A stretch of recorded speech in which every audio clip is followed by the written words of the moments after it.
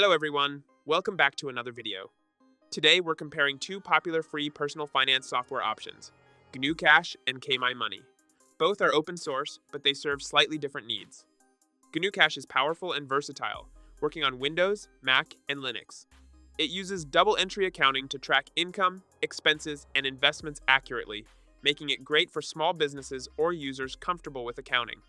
Its checkbook-style interface is straightforward, but beginners may find it a bit complex. GnuCash also offers detailed reporting and supports multiple currencies, though mobile access and third-party integrations are limited.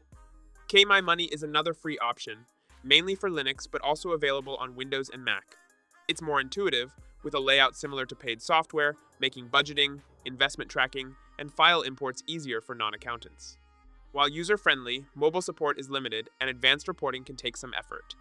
One user mentioned that KMyMoney uses double-entry accounting like GnuCash, but with categories for income and expenses and a payee field for easier transaction tracking.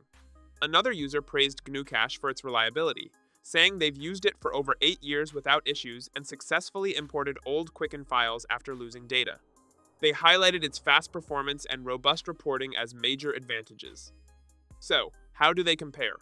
Choose GnuCash if you want a free, robust accounting tool with detailed reports and double-entry tracking. Go with KMyMoney if you prefer a simpler, more intuitive option that balances features and ease of use.